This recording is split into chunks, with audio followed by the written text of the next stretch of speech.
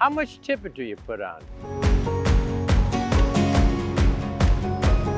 Well, of course you know, I'm going to tell you, it depends, right? And it does. It depends on the conditions in the river. It depends on what kind of tackle you're using and so on. Starting with sinking lines, if you're using a sinking line or a sinking poly lead or something like that, you just need about 3 to 4 feet of tippet. You don't actually need a leader. You just add tippet right to that sinking section.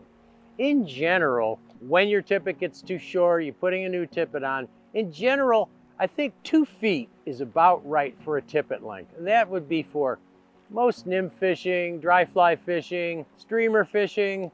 Streamer, you might go a little shorter. You might go to 16 to 20 inches. But for general fishing, especially with dry flies and wet flies and nymphs, 2 feet is good. Now, there are a couple other considerations. If you've got a windy day, we're lucky today we have a beautiful calm day in Chile, which is rare. If you've got a calm day, you can get away with that 2 feet, even more if you have some really spooky fish in clear water and you think you're scaring them when you throw your line over them, put a little bit more tippet on.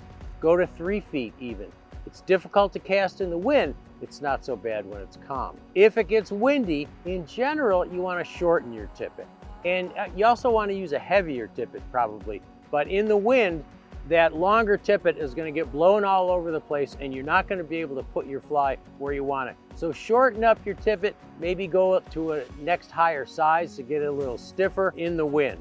When you're nymph fishing with an indicator or a dry dropper, you want your tippet, the part below the indicator or whatever is floating, to be about 1.5 to 2 times the depth of the water. So you don't have to measure it. You just make an estimate of how deep the water is and pull 1.5 to 2 times that much tippet and tie it below your indicator or below your dry fly. This gives your nymph, because your indicator, your dry fly, is always going to be moving a little bit faster in the current than the stuff down below, your nymphs down below. And it's going to hang at an angle. So in order to get close to the bottom, you need to go about 1.5 to 2 times the depth of the water for that kind of arrangement.